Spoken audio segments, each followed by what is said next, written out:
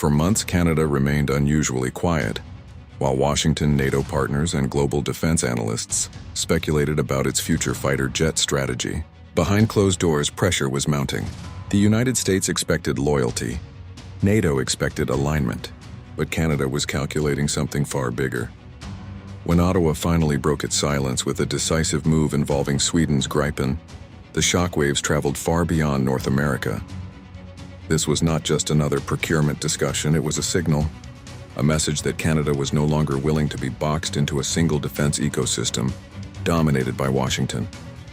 The Gripen decision, whether partial or strategic, challenged decades of assumptions about Canada's role within NATO's air power structure.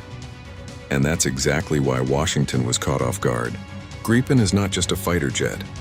It represents a philosophy that directly clashes with American defense doctrine. Designed for dispersed operations, rapid turnaround, and independence from massive logistical chains, the Gripen is built for nations that want flexibility, sovereignty, and control. For Canada, a country with vast territory, Arctic responsibilities, and limited forward bases, this suddenly made uncomfortable sense. Washington's concern wasn't about performance. The F-35 remains unmatched in stealth and sensor fusion. The concern was influence.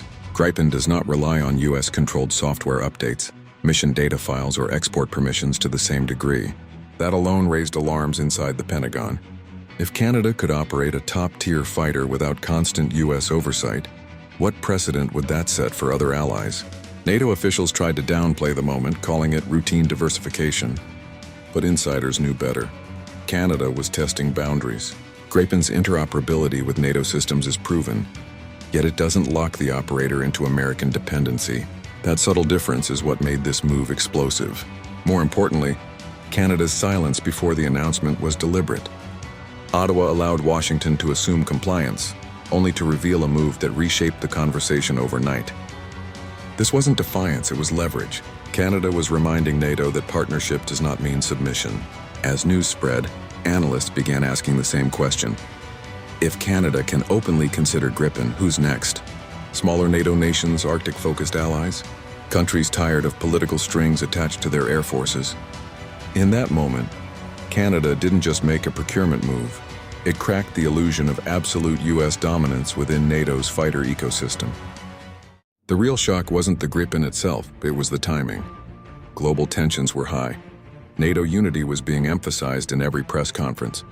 And yet Canada chose this exact moment to signal strategic independence. Washington interpreted this as more than coincidence. It was a calculated move made when leverage mattered most. Behind the scenes, Canadian defense planners were frustrated. Cost overruns, maintenance complexities, and long-term sovereignty concerns had become impossible to ignore. Gripen offered something rare, a modern fighter with predictable costs, fast maintenance cycles, and freedom to integrate national systems without foreign approval.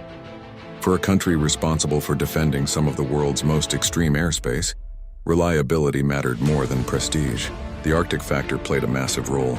Gripen was designed to operate from short, icy runways, highways, and dispersed locations. It requires fewer ground crew, less infrastructure, and faster turnaround times. In contrast, heavy stealth platforms demand specialized facilities that are difficult to maintain in northern conditions. Canada wasn't just choosing a jet. It was choosing a doctrine tailored to its geography.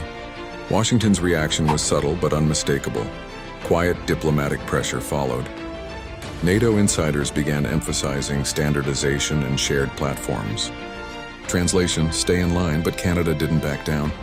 The Gripen move gave Ottawa bargaining power it hadn't possessed in years. What made NATO nervous was not capability, it was control. Gripen allows operators to modify software, integrate indigenous weapons, and operate independently during crises. In a future conflict where political approval could be delayed or denied, that autonomy becomes priceless. Canada was signaling that it wanted full operational freedom, even within alliances. European defense circles quietly welcomed the move. Sweden's aerospace industry saw it as validation. France and Germany saw opportunity. If Canada could challenge the unspoken rule of American fighter dominance, then NATO's internal balance might finally shift toward true multipolar cooperation. This wasn't a rejection of NATO. It was a reminder of its original promise: collective defense among equals. Canada's Gripen move forced an uncomfortable question into the open. Is NATO an alliance or a hierarchy? And for Washington, that question was far more dangerous than any fighter jet. As the dust settled, one reality became clear. Canada had changed the conversation permanently. Whether Gripen becomes the backbone of its fleet or a strategic bargaining chip, the message has already been delivered. Ottawa proved that even close allies can redraw boundaries when national interests demand it. For Washington, this was a warning shot. The era of unquestioned defense alignment is fading. Allies are now weighing cost, sovereignty, and operational freedom just as heavily as raw capability. The Gripen represents that shift perfectly. Not the most stealthy, not the most expensive, but arguably the most politically flexible fighter in NATO's orbit. NATO leadership now faces a dilemma: push too hard against Canada and risk exposing internal fractures. Accept the move and risk encouraging others to explore non-US platforms. Either way, the monopoly is gone. The psychological impact alone may be more significant than any procurement contract. Canada's silence before the announcement now looks strategic in hindsight. It allowed expectations to form and then shattered them. That's how leverage is created.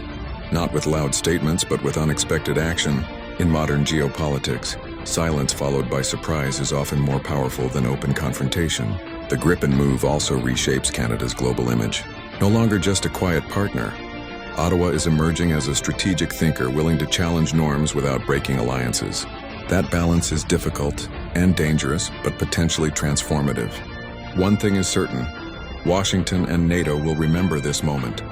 Because when Canada broke its silence, it didn't just speak, it redefined its position. And in doing so, it proved that even within the world's most powerful military alliance, choices still matter. If this trend continues, the future of NATO air power may not be decided by a single capital anymore. It may be shaped by nations like Canada, quietly, carefully, and on their own terms. What makes Canada's Gripen move even more disruptive is how quietly it rewrites future alliance behavior. This was not a loud rejection of American systems, nor an emotional political statement. It was a rational, calculated signal sent through procurement, the most powerful language in defense politics. And Washington understood that immediately. For decades, fighter jet choices have acted as loyalty tests inside NATO. Selecting an American platform often meant guaranteed political backing, intelligence access, and strategic favor. Canada's willingness to step outside that pattern challenges the idea that security must come with dependency. Gripen offers NATO compatibility without surrendering national command authority. And that balance is what makes it dangerous to established power structures. Defense analysts are now revisiting assumptions about fifth-generation dominance. Stealth alone does not win wars if availability, cost, and sustainability collapse under pressure. Gripen's high sortie rate, rapid repair capability, and ability to operate under austere conditions make it a wartime asset, not just a peacetime deterrent. Canada's planners clearly prioritized what works on day 30 of a conflict, not just day 1. This move also carries industrial consequences. Canadian firms stand to gain deeper access to technology transfer, local maintenance authority, and long-term aerospace independence. That threatens the traditional model where allies remain permanent customers rather than true partners. Washington has always protected its defense industrial base, and Canada's decision quietly tests those limits. NATO's eastern members are watching closely. Countries facing immediate threats understand the value of autonomy. If Canada, one of America's closest allies, can assert this level of independence without consequences, others may follow. That possibility alone explains why this decision triggered concern far beyond Ottawa. Ultimately, Canada's Gripen move is not about choosing Sweden over the United States. It's about reclaiming strategic choice. It proves that even within powerful alliances, sovereignty still matters. Canada didn't break NATO unity. It exposed how fragile, unquestioned alignment had become. And that is why Washington was shocked. Not because of the aircraft, but because of the example. In a world where alliances are under strain, Canada just showed that silence, followed by decisive action, can shift the balance without firing a single shot. When Canada finally broke its silence, the reaction inside Washington was immediate and uneasy. This was not supposed to happen. For decades, Canada had been one of the most predictable defense partners in the Western Alliance. Quiet, aligned, and rarely disruptive. But the Gripen move changed that image overnight, turning a routine procurement discussion into a geopolitical signal. At its core, This decision exposed a growing frustration shared by many U.S. allies. Modern wars are not fought only with advanced technology, but with endurance, flexibility, and control. Canada's defense planners understood that the future battlefield would punish over-centralized systems and reward nations that could operate independently when supply chains, politics, or permissions break down. Gripen fits that reality perfectly. It is designed to fight while isolated, to launch from damaged or improvised runways, and to remain operational with minimal support. For Canada's vast territory and Arctic obligations, that matters more than marketing claims or prestige platforms. The jet's ability to be maintained by small crews, refueled rapidly, and return to combat within minutes makes it a wartime asset, not just a showpiece. Washington's discomfort was never about Canada choosing a Swedish aircraft. It was about what that choice represents. Gripen does not lock operators into permanent reliance on US-controlled mission data, software updates, or political approval cycles. That autonomy weakens a form of influence the United States has quietly maintained for years through defense exports. Inside NATO, the move reopened an uncomfortable debate. Is alliance strength measured by identical equipment, or by the ability of members to contribute effectively under pressure? Canada's answer was clear. Interoperability matters, but sovereignty matters more. Gripen offers both, and that balance challenges the traditional hierarchy within the alliance. There is also a deeper strategic message hidden in this decision. Canada is preparing for a world where crises may unfold faster than diplomatic consensus. In such scenarios, waiting for clearance or external support could mean losing control of airspace within hours. Gripen's independence gives Canada the option to act decisively while still remaining a NATO partner. European defense industries quietly welcomed the signal. It suggested that NATO's future might be more balanced than previously assumed. If major allies diversify platforms, the alliance becomes harder to pressure, harder to control, and ultimately more resilient. That resilience, however, comes at the cost of American dominance, and that is what truly shocked Washington. Canada did not issue threats. It did not challenge NATO publicly. It simply made a choice that forced everyone to reassess assumptions. In modern geopolitics, that is often the most powerful move of all. By choosing Gripen, Canada reminded the world that alliances are strongest when members are confident, capable, and free to decide their own path. And that is why this decision will be remembered, not as a procurement story, but as the moment Canada quietly redefined its strategic identity and proved that even the closest allies can still surprise the world.